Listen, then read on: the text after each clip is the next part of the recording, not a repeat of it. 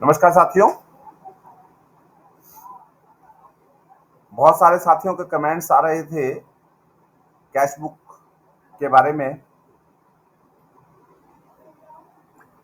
बहुत सारे comments Telegram channels पर और यूट्यूब में कमेंट्स थे।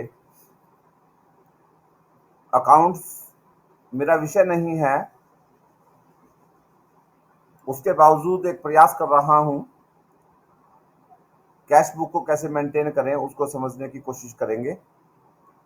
वीडियो पर आगे बढ़ने से पहले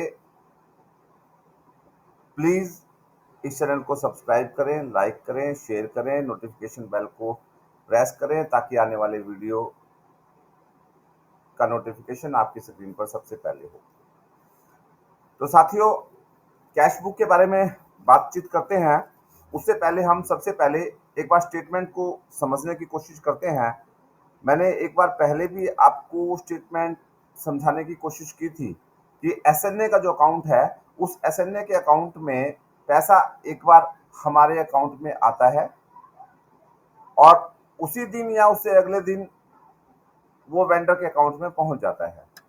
जैसे एक स्कूल की पासबुक मेरे पास है। इस विद्यालय में 28 नवंबर को एक 10,000 रुपये आए और 28 नवंबर को ही वो 10,000 रुपये निकल गए। 28 जनवरी को, फरवरी को 20,000 आए, 10,000 आए, 12,500 आए, 10,000 आए। ये क्रेडिट अमाउंट है। इन्होंने 4 पीपीए बनाए होंगे। 29 फरवरी को ये 20,000 निकल गए, 10,000 निकल गए, 12,500 निकल गए, 10,000 निकल गए। फिर क्रेडिट बैलेंस जो हमारा है जीरो हो गया। फिर 15 फरवरी को 22,500 आए, अगले दिन 22,500, सेम डे में 15/2 को 22,500 निकल गए। 600 आए, 600 निकल गए, बैलेंस जीरो। 740 आए, 740 निकल गए, जीरो। 1,000 आए, 1,000 निकल गए, बैलेंस जीरो। एसएनए का अकाउंट हमेशा जीरो ही रहेगा। ये मैंने आपको पिछले वीडियो में भी आपको समझाया था। क्योंकि ये एसएनए अकाउंट है, सिंगल नोडल एजेंसी अकाउंट है। स्टेट के अकाउंट से ही ये सारी की सारी ट्रांजेक्शन्स होती हैं। हमारा अकाउंट जीरो है और जब हमारे अकाउंट में कोई कैश ही नहीं है तो मेरी व्यक्तिगत राय ये है, जब कैश ही नहीं है तो कैश बुक क्यों लिखनी है। लेकिन हमारी पासबुक में कैश आया और कैश गया, कैश आया और कैश गया। इस तरीके से हम अपनी पासबुक को देखेंगे और स्टेटमेंट कैश बुक में लिखेंगे। तो मैं आपको दिखाता हूं। सबसे पहले एक विद्यालय की कैश बुक। इस विद्यालय ने क्या किया कि एक पेज पर लिखा कि डिस्ट्रिक्ट प्रोजेक्ट ऑफिस से हमें 1 नवंबर को इतना लिमिट अलॉट हुआ, 1 नवंबर को इतना लिमिट इस हेड में अलॉट हुआ, 23 नवंबर को इस हेड में अलॉट हुआ कंपोजिट स्कूल ग्रांट में, 21 दिसंबर को शाला सिद्धि डैशबोर्ड के लिए अलॉट हुआ, 8 फरवरी को चाइल्ड ट्रैकिंग के लिए हुआ, 4 मार्च को CWSM बच्चे को स्कॉलरशिप जाने के लिए हुआ। तो ये इस तरीके से इस विद्यालय में एसएनए अकाउंट के अंतर्गत ये लिमिट ऑथोराइज्ड हुई इस विद्यालय के लिए। तो इन्होंने क्या किया,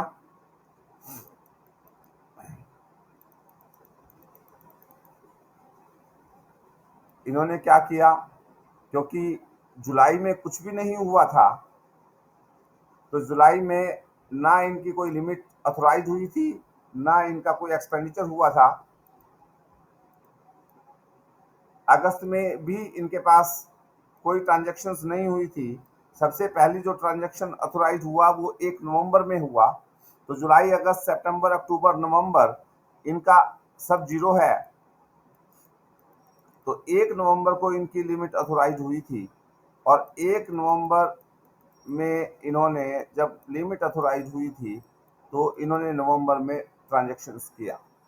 नवंबर में इन्होंने क्या ट्रांजैक्शंस किया, 26 नवंबर को इन्होंने एक पीपीए बनाया 2000 रुपये स्पेल का और 8000 रुपये बैकलैश एक एक्टिविटी का। इस पीपीए नंबर से उन्होंने ट्रांजैक्ट किया। 10,000 रुपये इनके अकाउंट में 26/11 को आए और 26/11 को ही निकल गए। उसके बाद टोटल इनकम इस मंथ में हुई इनकी 10,000 और एक्सपेंडिचर हो गया 10,000, जो कि इन्होंने नीचे अपना हिसाब किताब 10 आया और 10 गया। इसके बाद अगले महीने में दिसंबर में इन्होंने कुछ नहीं किया, दिसंबर में इनका 0। उसके बाद जनवरी में इन्होंने क्या किया, जनवरी में इन्होंने 8200 रुपये एक पीपीए बनाया, 10,000 का एक पीपीए बनाया, 11,400 का एक बनाया 28 जनवरी में। और 29 जनवरी में ये देखेंगे इनके सब एक्सपेंडिचर्स निकल गए। इस पीपीए नंबर से 8200 निकल गए, इस पीपीए नंबर से 10,000 निकल गए। किरण इंटरप्राइजेज को बेनिफिशरीज के नाम इन्होंने लिख दिए, 29 जनवरी को ये कर दिया, 29 जनवरी को ये कर दिया। इस तरीके से इन्होंने एक्सपेंडिचर 55,500 रुपये इनकी इनकम हुई पासबुक में और 55,500 इनके निकल गए। इसी प्रकार अगले मंथ में फैब में इनके 600 रुपये इनकम हुआ, इस पीपीए से इनके पास आया और इसी पीपीए से निकल गया, क्योंकि पासबुक में एक बार आया और एक बार गया। 1 तारीख को इनके अकाउंट में आया और 2 तारीख को वेंडर के अकाउंट में शिवा ट्रेडर्स के ये 600 रुपये निकल गए। 15/2 को 19,500 आए। कंपोजिट ग्रांट का इन्होंने पीपीए बनाया था, ये शाला सिद्धि का बनाया था, ये चाइल्ड ट्रैकिंग का बनाया था, 17 को बनाया, 18/2 को ये निकल गया। इस प्रकार इनका हिसाब किताब फैब के अंदर ये 21,014 रुपये इनके आए और 21,014 रुपये चले गए। इसके बाद इनका क्या है, मार्च में इन्होंने क्या किया, 4500 रुपये। मार्च में इन्होंने क्या किया, 10 मार्च को इन्होंने पीपीए बनाया 4500 रुपये। CWSN का एक अमाउंट था, जो इस बेनिफिशियरी अल्पना कोई बच्चा था, उसको 3,000 रुपये ट्रांजैक्ट हुआ 628 नंबर पीपीए से, 628 नंबर पीपीए से 10 मार्च को बनाया, 10 को निकल गया। और 4500 का एक बनाया, चांदनी नाम का बच्चा था, उसको CWSN ग्रांट के लिए ये इन्होंने मार्च के महीने में निकाला। जैसे मैं इनकी पासबुक भी आपको दिखाऊं तो देखिए 10 मार्च को 4500 रुपये इनके विड्रॉल हुए और 10 मार्च को ही इनके 3,000 विड्रॉल हुए, 10 मार्च को ही 3,000 रुपये इनके डिपॉजिट हुए, 10 मार्च को ही इनके 4500 रुपये क्रेडिट हुए।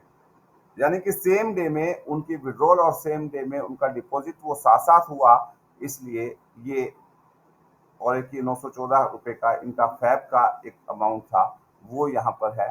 तो जो पिछले महीने में फरवरी में एक 914 का वाउचर बनाया था, तो यानी कि मार्च के महीने में 45 और 3,000 7,500 रुपये, 7,500 रुपये आए और 7,500 रुपये चले गए। तो ये इस प्रकार से हम देख सकते हैं कि कैश बुक को इस तरीके से हम मेंटेन कर सकते हैं। हर महीने जो भी ट्रांजैक्शन हमारी पासबुक में हुई है, उसी पासबुक के हिसाब से हम अपनी ट्रांजैक्शंस को कैश बुक में लिख सकते हैं, क्योंकि उसी दिन हमारी पासबुक में कैश आया और कैश चला गया और उसी हिसाब से उन्होंने उसी डेट के हिसाब से कैश बुक को मेंटेन कर लिया। ये तो साथियों एक तरीका था मैनुअल कैश बुक को लिखने का। अब मैं एक दूसरे तरीके पर भी बात करता हूं कि पीएफएमएस पोर्टल पर हम कैश बुक को कैसे देखें। तो मैं लॉगिन किया हुआ है, मैंने ऑपरेटर की आईडी से लॉगिन करें, एडमिन की आईडी से लॉगिन करें, कोई फर्क नहीं पड़ता। तो मैंने ऑपरेटर से लॉगिन किया हुआ है। तो हमारे यहाँ एक लेफ्ट हैंड साइड में रिपोर्ट नाम की टैब है, इस रिपोर्ट में हम जाएंगे और इस रिपोर्ट में हम जाएंगे तो ई मॉनिटरिंग में एक M04 एजेंसी कैश बुक है।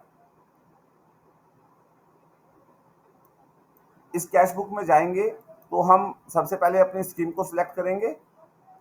स्कीम को सिलेक्ट करने के बाद यहां पर हम पूरे साल की कैश बुक हम ले सकते हैं। जैसे मैं एक बार आपको पूरे साल की मैं आपको लेकर दिखा रहा हूँ। 1 अप्रैल 2021 से 31 मार्च 2022 तक ये हमारा एक कंप्लीट सेशन था। M04 एजेंसी कैश बुक के नाम से ये हमारी रिपोर्ट है। और मैं एक बार फिर आपको दिखा देता हूँ। मॉनिटरिंग में M04 एजेंसी कैश बुक है हमारी रिपोर्ट में। इस रिपोर्ट में हम जाएंगे और अपना एक पर्टिकुलर पिछला सेशन को हम सिलेक्ट कर लेंगे। पिछले सेशन को सिलेक्ट कर लिया हमने और व्यू रिपोर्ट पर हम जाएंगे। तो हमारी जो व्यू रिपोर्ट्स में हम जैसे ही ये जनरेट होती है तो ये पूरे एक साल की कैश बुक हमारी ये निकल कर आ गई 1 अप्रैल 2021 से 31 मार्च 2022 तक। और जिस भी वेंडर को जितनी जितनी पेमेंट्स हुई हैं, जिस डेट में हुई है, जिस लेटर नंबर से हुई हैं, जो अप्रूव्ड हुई हैं, वो सारी की सारी की सारी ट्रांजेक्शन्स इसके अंदर आ गई हैं। तो सभी विद्यालय प्रमुख इंचार्जेस इसका एक प्रिंट लेकर अपनी कैश बुक में चिपका दें। और बल्कि मैं ये कहना चाहूँगा कि इसको एक साल का प्रिंट तो आप लेंगे ही लेंगे, बजाय इसके एक मंथ वाइज भी आप इसको ले सकते हैं। जैसे मैं आपको दिखाऊं,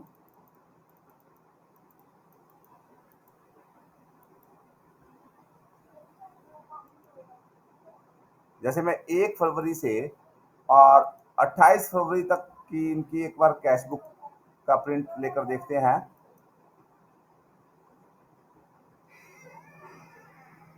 ये देखिए, मैंने 1 फरवरी से 28 फरवरी तक फरवरी के महीने की इनकी कैश बुक का एक रिपोर्ट जनरेट किया है। तो ये रिपोर्ट का आप प्रिंट लेकर इसको आप सेव कर सकते हैं, वर्ड में चाहें, एक्सेल में चाहें, पावर पॉइंट, पीडीएफ। ये जो छोटा सा सिंबल बना हुआ है ब्लू कलर का, इसके साथ एक एरो का निशान है, इस पर क्लिक करेंगे तो ये वर्ड में, एक्सेल में, पीडीएफ में हम इसका प्रिंट ले सकते हैं। ये डाउनलोड हो जाएगा।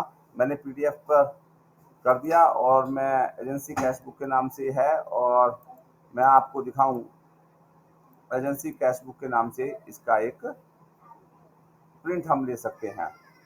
ये एजेंसी कैश बुक के नाम से ये आ गया, मेरी फाइल ओपन हो गई।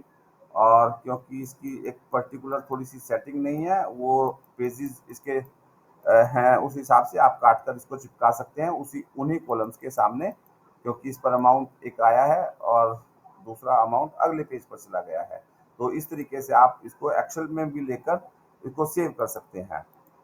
तो इसी प्रकार मैं अगर अगले महीने में लूँ, 1 मार्च से 31 मार्च तक मैं ये स्टेटमेंट जनरेट करता हूँ कैश बुक 1 मार्च से 31 मार्च तक की। तो ये रिपोर्ट्स 1 मार्च से 31 मार्च के बीच में जो भी ट्रांजेक्शन्स हुई थी वो यहाँ पर आ गई हैं। जिन जिन वेंडर्स को ये पेमेंट हुई है वो सारी की सारी मार्च के महीने में जितनी पेमेंट्स हुई हैं वो सारी की सारी यहाँ पर आ गई। इस प्रकार इनको आप एक्सेल में, पावर पॉइंट में, पीडीएफ में, अलग अलग फॉर्मेट्स हैं यहाँ पर, उन फॉर्मेट्स में आप इसको सेव कर सकते हैं और वहाँ से एक प्रिंट लेकर चिपकाएंगे। तो मेरा सभी से अनुरोध ये है कि आप हर मंथ की एक कैश बुक का प्रिंट लें और वहाँ पर चिपका दें। और मैनुअल जो मैंने आपको तरीका बताया कि अपनी पासबुक के हिसाब से उस मंथ के एंड में जितने भी ट्रांजेक्शन्स हों, उन्हीं ट्रांजेक्शन्स के आधार पर, क्योंकि कैश आया और कैश गया, उसके आधार पर आप उसको लिख सकते हैं। एक तीसरा तरीका और भी है। उस तरीके पर जैसे वैसे तो एक अगले, क्योंकि वीडियो बहुत लंबा हो जाएगा मुझे लगता है, अगले वीडियो में मैं उस पर चर्चा करूंगा। और कुछ साथी उसको पहले भी तरीके से तैयार करते हैं। जैसे हमारे स्कूल में स्कूल ग्रांट 50,000 रुपये आई, तो जिस डेट को अलोकेट हुई उसी डेट को हमने मान लिया कि 50,000 रुपये हमारे पास हैं। और जैसे जैसे हमने जिस जिस महीने में उसके पीपीए बनाए, उसी महीने में ट्रांजेक्ट 50,000 रुपये माना हमारे पास 1 दिसंबर को आया, तो 1 दिसंबर को 50,000 रुपये इनकम में दिखा। और दिसंबर में हमने माना 30,000 रुपये खर्च किए, 30,000 का पीपीए बनाया, बैलेंस हमारा 20,000 बच गया। और 20,000 हमने बैलेंस शेष बचाया और अगले महीने कैरी फॉरवर्ड कर दिया और जनवरी में जो पेमेंट किया उसके हिसाब से और जो अलोकेट हुआ उसी हिसाब से हम उसको ऐड करते गए और जो भी पुराना एक प्रोसीजर रहता था उसके हिसाब से भी हम कर सकते हैं। साथियों, अकाउंट्स मेरा विषय बिल्कुल नहीं था, फिर भी मैंने प्रयास किया है कि कैश बुक कैसे लिखें, कैश बुक में कैसे एंट्री करें। ये मुझे लगता है कि आप साथियों को समझ में आ गया होगा और इस वीडियो से मुझे लगता है कि आपको बहुत सारी सहायता मिली होगी।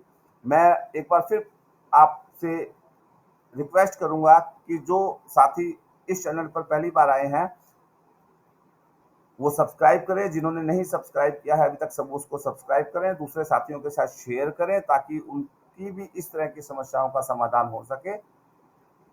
मुझे उम्मीद है कि इस वीडियो को देखने के बाद आपको कुछ हद तक कैश बुक लिखने में आपको मदद मिलेगी और बहुत जल्दी मैं एक अगले वीडियो में एक नई समस्या का समाधान लेकर या एक नए तरीके की कोई रिपोर्ट जिसको हम देख पाएंगे उसको लेकर मैं आपके सामने उपस्थित होऊंगा। उम्मीद है आप मेरे चैनल के साथ बने रहेंगे और बहुत जल्दी मैं एक नए वीडियो के साथ आपके सामने समक्ष उपस्थित होऊंगा। धन्यवाद, शुक्रिया।